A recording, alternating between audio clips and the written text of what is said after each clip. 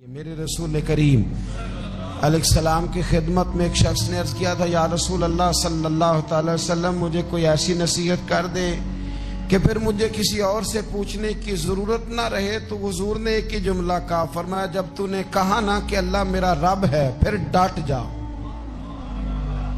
پھر اس پہ ڈٹ جا، پھر کھڑا ہونا سی۔ جب آپ میں استقامت ہوتی ہے، صبر ہوتا ہے، دیکھیں حالات جب بگڑے تو انہیں صحیح ہونے میں ٹائم لگتا ہے کہ فوراً ٹھیک ہو جاتے ہیں۔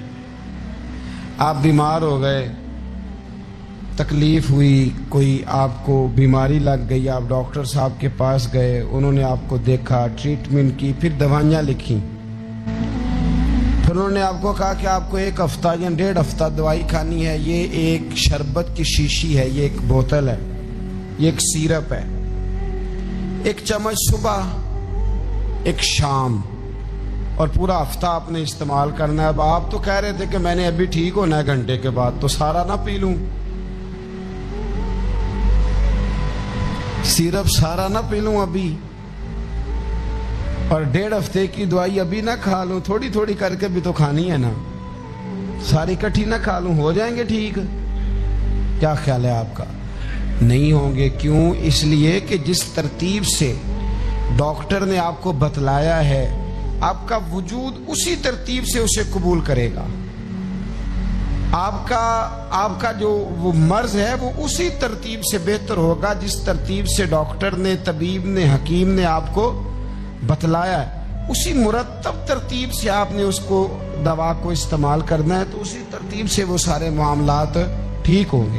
اب آپ کا تو منشا تھا کہ میں نے سویرے فوراً اٹھنا ہے اور میں نے دوا کھانی ہے تو میں نے فٹافٹ ٹھیک ہو جانا ہے، تو بھئی یہ آپ کی منشا تو ہے، لیکن حکمت کا تقاضا یہ نہیں ہے۔ حکمت کا تقاضا یہ ہے کہ آپ کو 1 گولی کھانی ہے، 1 چمچ سیرپ کا پینا ہے، آپ کو مناسب پرہیز کرنا ہے، اس کے بعد جا کے آپ کی طبیعت ٹھیک ہوگی۔ لیکن اگر آپ کا یہ پروگرام بن گیا ہے کہ نہیں میں نے تو شام کو ہی ٹھیک ہونا ہے، تو یہ ممکن ہے نہیں ہے۔ اس کے لیے آپ کو ذہنی طور پر تیار ہونا چاہیے، آپ کو سمجھنا چاہیے کہ بہت ساری چیزیں ایسی ہوتی ہیں جنہیں وقت دینا پڑتا ہے، بہت سارے حالات ایسے ہوتے ہیں جنہیں ٹائم دینا پڑتا ہے، وہ اپنے وقت پر جا کے چیزیں درست ہو جاتی ہیں۔ لیکن ہم چاہتے ہیں کہ ہم ابھی کریں، سویرے کریں، شام کریں، وہ کئی دفعہ صحیح کرنے کی بجائے ماحول کو ہم خراب کر لیتے ہیں۔ انہیں وقت دیں، انہیں ٹائم دیں، انہیں موقع دیں۔ میرے رسول کریم صلی اللہ تعالی علیہ وآلہ وسلم ہجرت سے چند دن پہلے نا خانہ کعبہ کو اندر سے دیکھنے کا دل کیا میرے نبی پاک کا، کیا مجھے مکہ چھوڑ کے مدینہ طیبہ جانا ہے تو میں ذرا کعبہ معظمہ کے اندر سے زیارت کر لوں۔ عثمان بن طلحہ ایک شخص تھا جو کلید بردار تھا، جس کے پاس خانہ کعبہ کی چابی ہوتی تھی۔ حضور صلی اللہ تعالی علیہ وسلم نے اس سے کہا کہ بھائی چابی ذرا دے دو، میں خانہ کعبہ کے اندر سے زیارت کرنا چاہتا ہوں۔ کہنے لگا کوئی اور ہوتا تو میں دے دیتا، آپ کو نہیں دوں گا۔ معاذ اللہ ثم معاذ اللہ۔ میرے رسول پاک کی بات نہ ستارے بھی مانتے ہیں، چاند بھی مانتا ہے، سورج بھی مانتا ہے۔ حضور اگر سورج کو کہے نا واپس آ، حضرت علی نے نماز پڑھنی ہے تو وہ آ جاتا ہے، اور اگر حضور فرما دیں چاند کو 2 ٹکڑے ہو جا تو وہ 2 ٹکڑے ہو جاتا ہے۔ سورج بھی بات مانتا ہے، چاند بھی بات مانتا ہے۔ یہ سارے میرے رسول کریم علیہ السلام کے غلام ہیں۔ جہاں جہاں تک رب کریم کی خدائی ہے وہاں میرے حبیب کی مصطفائی ہے۔ حضور وہیں چاہتے نہ وہیں چاہتے، تو حضرت عمر اگر حکم دیں تو زمین تیل واپس کرتی ہے، تو حضور حکم دیتے تو وہ کافر اندر دھنسا لیتی زمین، سارا کام اسی وقت ہو جاتا۔ لیکن حضور نے کیا فرمایا؟ جب عثمان بن طلحہ نے کہا نا کہ آپ کو چابی نہیں ملے گی، اللہ کے رسول نے فرمایا عثمان ایک وقت آئے گا جب یہ چابی تجھ سے میں لوں گا، اور جس کو میرا دل کرے گا میں اسے دوں گا۔ ایک وقت آئے گا کہ یہ میں تجھ سے لوں گا، اور پھر جس کو میرا دل چاہے گا میں اس کو وہ چابی دوں گا۔ میرے نبی کریم رؤف الرحیم سید عالم صلی اللہ علیہ وسلم نے وقت دیا۔ کتنا وقت لگا؟ 2 دن، 4 دن، 5 دن، 10 سال لگ گئے۔ حضور نے مکہ کو فتح کیا، حضور تشریف لائے۔ وہی چابی عثمان بن طلحہ کے پاس تھی، محبوب کریم نے بت توڑنے تھے، کعبہ کو ان سے پاک کرنا تھا، فرمایا لاؤ نا چابی کدھر ہے؟ عثمان کہتے ہیں حضور نے تو بات نہیں جتلائی، پر مجھے وہ لفظ یاد تھے کہ عثمان ایک وقت آئے گا، ایک سمجھیے گا بات کو، ایک وقت آئے گا جب چابی میں لوں گا اور پھر جس کو میرا دل کرے گا میں اسے، پھر وقت آ گیا، پھر حضور نے چابی لے لی، پھر نبی پاک نے بت توڑے، پر قربان جاؤں مدینے والے محبوب کے طریقے پر، فدا ہو جائیں حضور علیہ الصلوۃ والسلام کے کمال درگزر پر۔ جب حضور فارغ ہوئے نا بیت اللہ کو صاف کر کے تو فرمایا کدھر ابھی عثمان بن طلحہ؟ وہ آئے تو حضور فرمانے لگے یہ چابی پہلے تیری خاندانی وراثت تھی، پھر میں نے اپنے وعدے کے مطابق لے لی، اب میں تمہیں واپس کر رہا ہوں،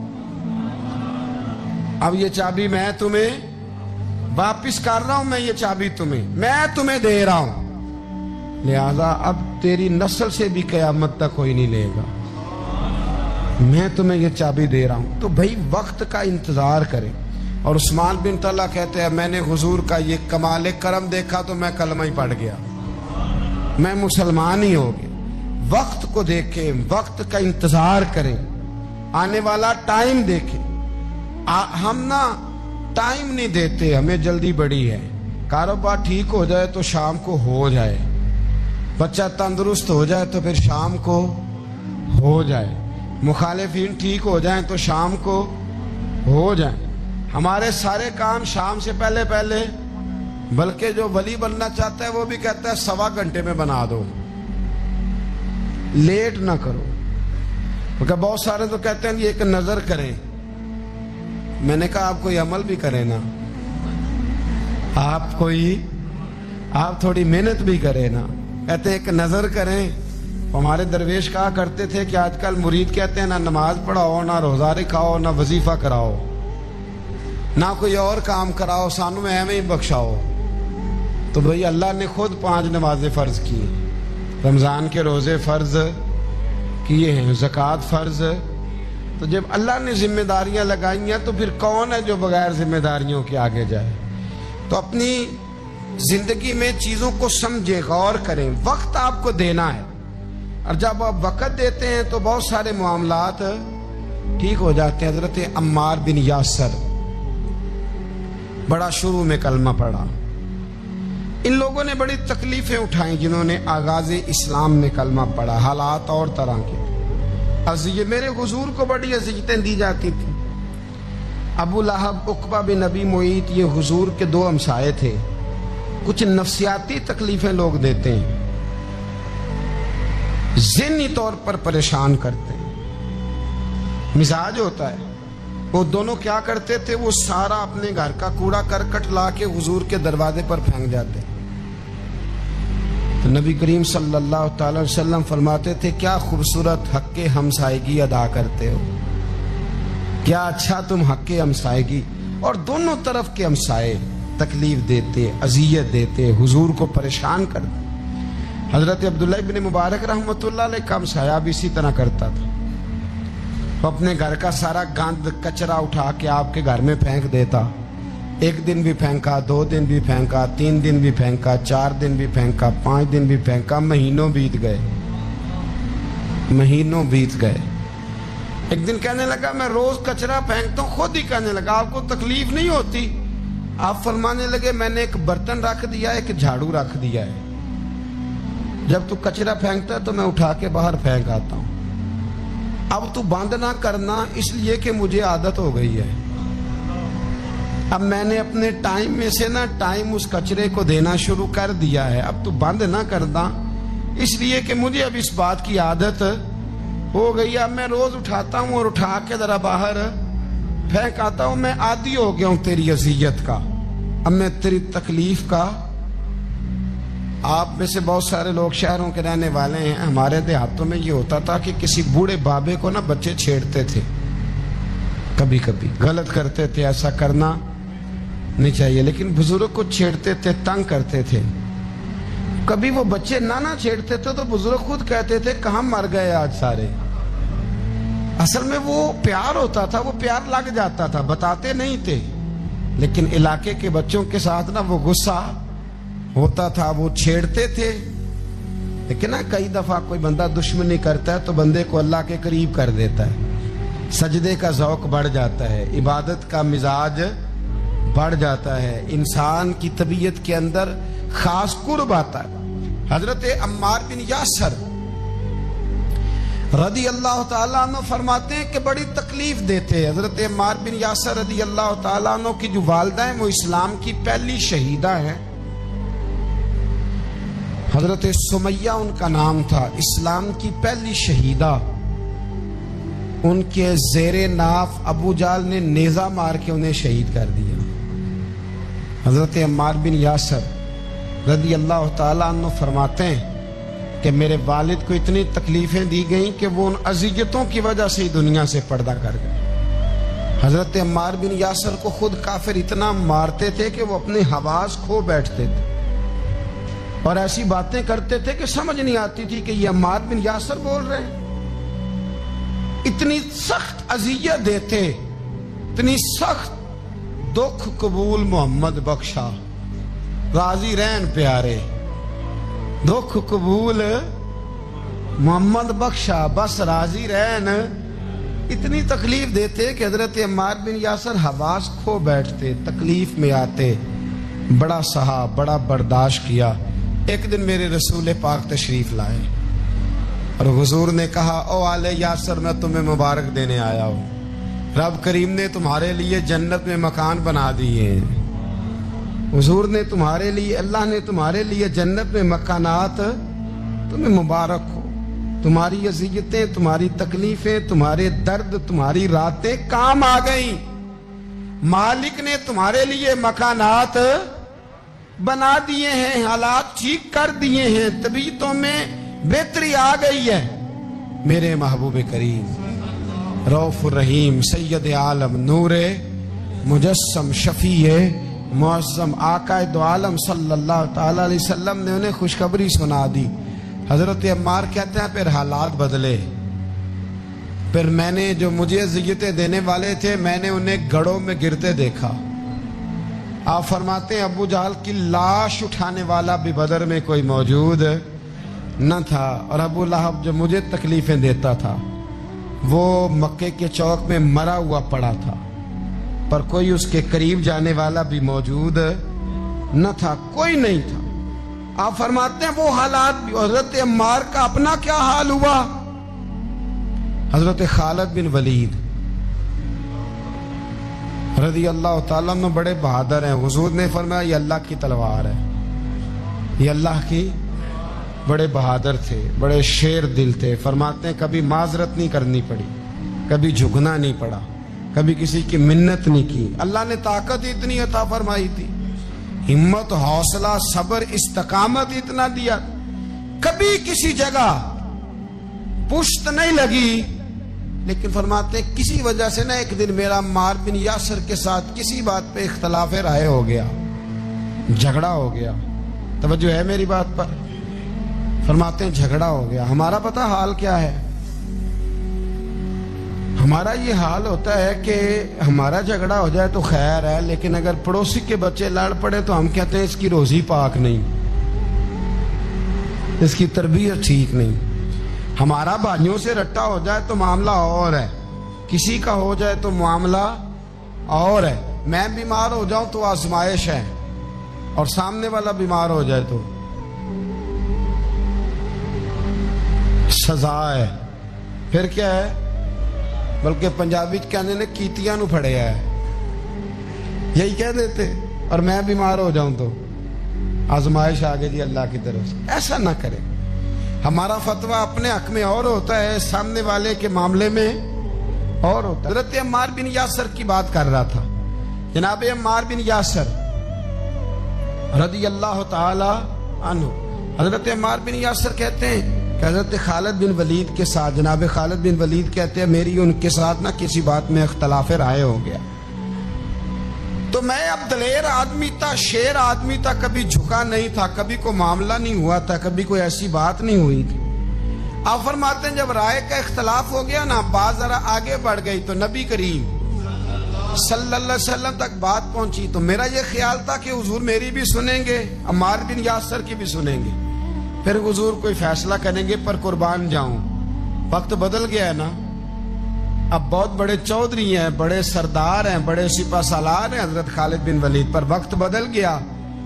تو حضرت خالد بن ولید کہتے ہیں جب میں نے نبی کریم کی بارگاہ میں بات عرض کی، حضور تک بات پہنچی، تو میرے مصطفیٰ نے موٹی سی بات ارشاد فرمائی۔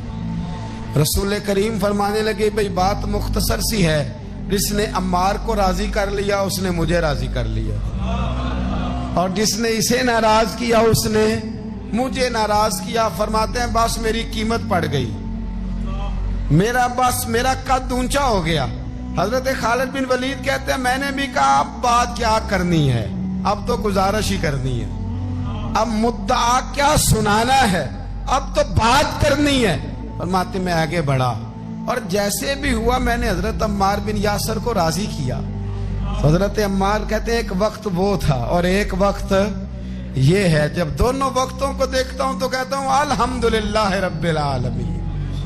یہ ساری تعریفیں اس رب کے لیے ہیں جو تمام جہانوں کو پالنے والا ہے۔ وقت دیں معاملات کو، ٹائم دیں۔ آپ دیکھیں اللہ تبارک و تعالی بڑا کریم ہے، وقت کے ساتھ جب چیزیں تبدیل ہوتی ہیں اپنے ٹائم کے۔ حضرت بلال حبشی رضی اللہ تعالی، بڑا مشکل نہیں، اکیلا آدمی، غریب آدمی، مکے کے سارے سرداروں کے قابو آ گیا ہے۔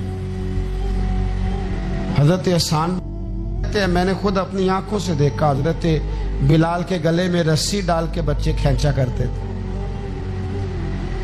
یار خاصا مشکل کام نہیں۔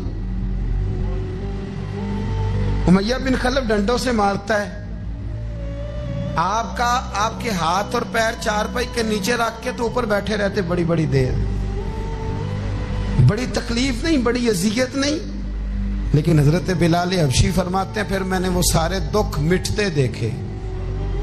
وقت بیت گیا، وہی امیہ بن خلف ایک دن گھوڑے پہ تھا، گھوڑے اپنے کو تیار کر رہا تھا، لگام ڈال رہا تھا۔ حضور علیہ السلام گزرے تو فرمایا کیا کر رہے ہو؟ کہنے لگے اس گھوڑے پر بیٹھ کے آپ کو شہید کروں گا۔ تو حضور فرمانے لگے تیاری کر لے، تجھے قتل میں نہیں کرنا ہے۔ پھر جنگ کے موقع پہ نا ہلکی سی خراش لگائی رسول پاک نے اسے، یہاں گلے پہ، تڑپتا تھا، روتا تھا، سسکتا تھا۔ لوگ کہتے تھے امیہ کیا ہو گیا، اتنا سیانہ بندہ یہ کیا کرتا ہے؟ تو کہنے لگا تمہیں پتہ نہیں مجھے تکلیف کتنی ہے، ضرب تو چھوٹی ہے پر تمہیں پتہ نہیں لگائی کس نے ہے تو چھوٹی پر تمہیں خبر نہیں کہ لگائی کس نے ہے، کس نے یہ ضرب لگا دی ہے۔ پھر تڑپ کر سسک کر مرا۔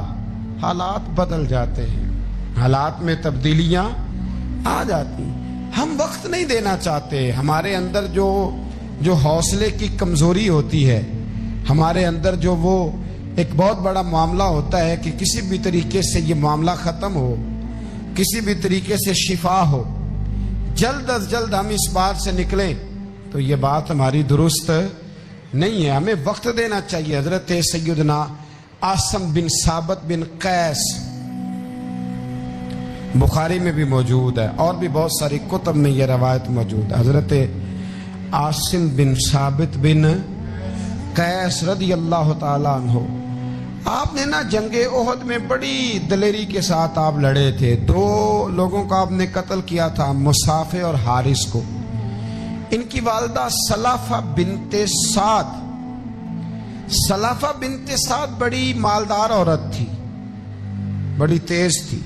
اس نے قسم کھائی تھی کہ میرے 2 بیٹے چونکہ حضرت عاصم بن ثابت نے قتل کر دیے، اس نے قسم کھائی تھی کہ میں نا معاذ اللہ انہیں قتل کراؤں گی اور ان کی گردن اترواؤں گی اور ان کی کھوپڑی میں شراب بھر کے پیوں گی۔ جملے بولنے والے کئی دفعہ بڑا ہی بول جاتے ہیں، حضرت عاصم بن ثابت بن قیس رضی اللہ تعالیٰ، سلافہ بن سعد کہنے لگی کہ میرے بیٹے چونکہ انہوں نے قتل کیے تو 100 اونٹ دوں گی جو انہیں شہید کرے گا، اور پھر میں معاذ اللہ ان کی گردن اتروا کے کھوپڑی کے اندر شراب بھر کے پیوں گی۔ حضرت عاصم بن ثابت بڑے بہادر تھے، قابو نہ آ سکے۔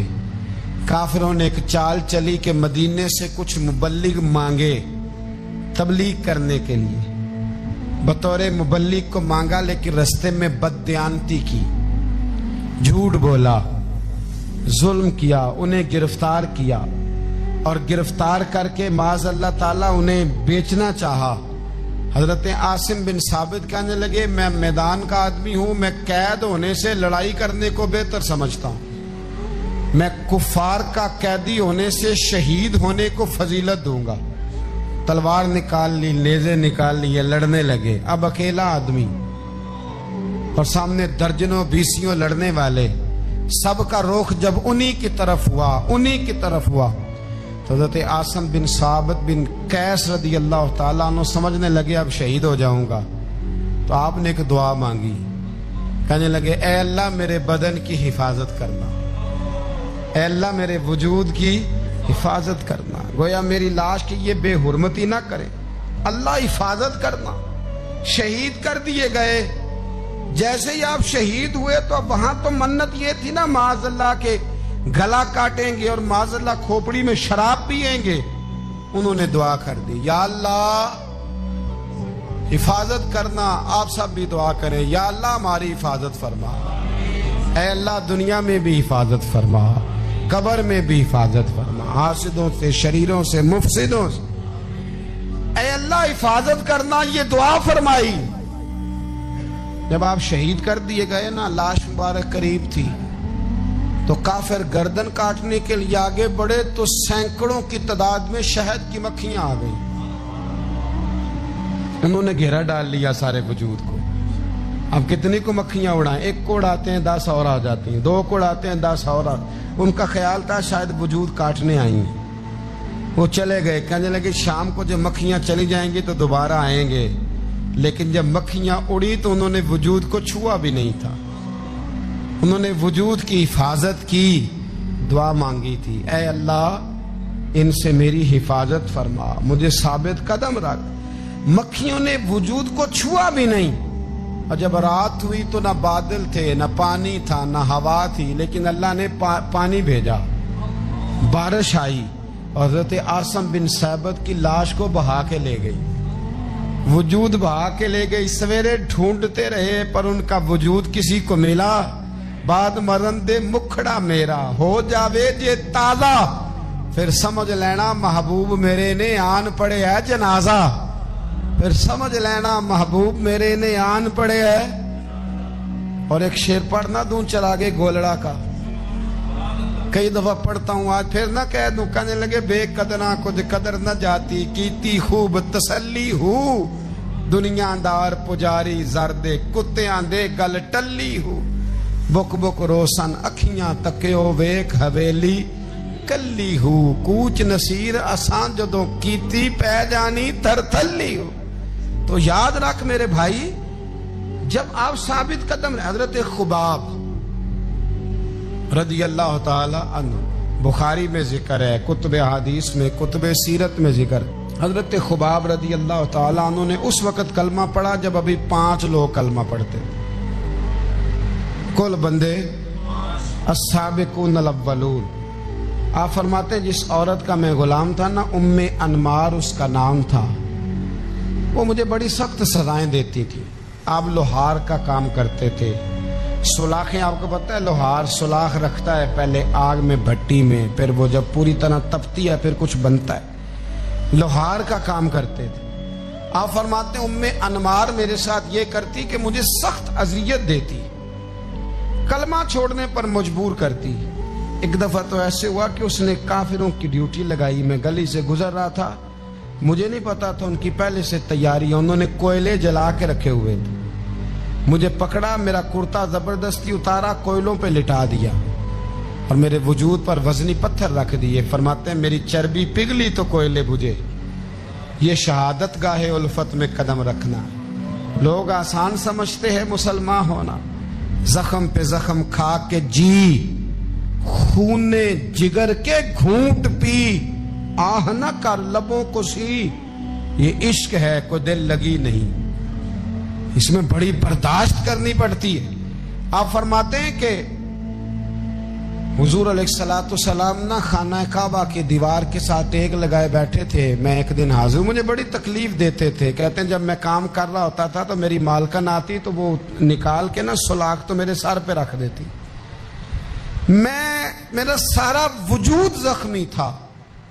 حضور خانہ کعبہ کی دیوار سے ٹیک لگائے بیٹھے تھے، میں حاضر ہوا تو محبوب کریم بھی اٹھے، تو حضور علیہ السلام سے میں نے عرض کی حضور دیکھیں مجھے کتنی تکلیف دی جاتی، تو ابھی فرمانے لگے بس اتنی۔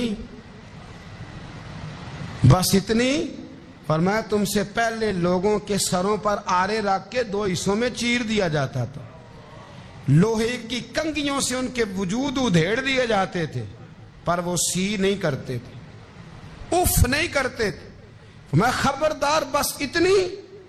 اور پھر میرے حضور نے ہاتھ اٹھائے، کہا اے اللہ خباب کی مدد فرما، اے اللہ خباب کی، اتنے لفظ ادا کی۔ حضرت خباب کہتے ہیں پھر میں نے وقت کو وقت دیا، پھر میں نے حالات کو وقت دیا، پھر میں نے اپنے محبوب کی دعا کو قبول ہوتے دیکھا۔ فرماتے ہیں وہ میری مالکن جو مجھے تکلیف دیتی تھی، اذیت دیتی تھی، پر اس کا حال یہ تھا کہ اس کے سر میں درد اٹھا، اور جس طرح کتا چیختا ہے جب اسے مارا جاتا ہے تو وہ چلاتا ہے، اس طرح وہ آوازیں نکالتی۔ پھر وہ بہت بڑے طبیب کے پاس گئی تو اسے کسی نے کہا کہ لوہے کی سلاخوں سے اپنے سر کو دگوایا کر، داغ دیا کر، اسے جلایا کر جگہ جگہ سے، تاکہ تیرے اندر کا درد ختم ہو۔ تو آپ فرماتے ہیں پھر لوگوں میں نے صبر اور استقامت کا رزلٹ دیکھا کہ وہ جو مجھے بطور سزا میرے سر پہ سلاخیں رکھتی تھی، پھر وہ بطور دوائی منگانے لگی، میں سلاخ گرم کر کے لاتا اس کے سر پہ رکھتا۔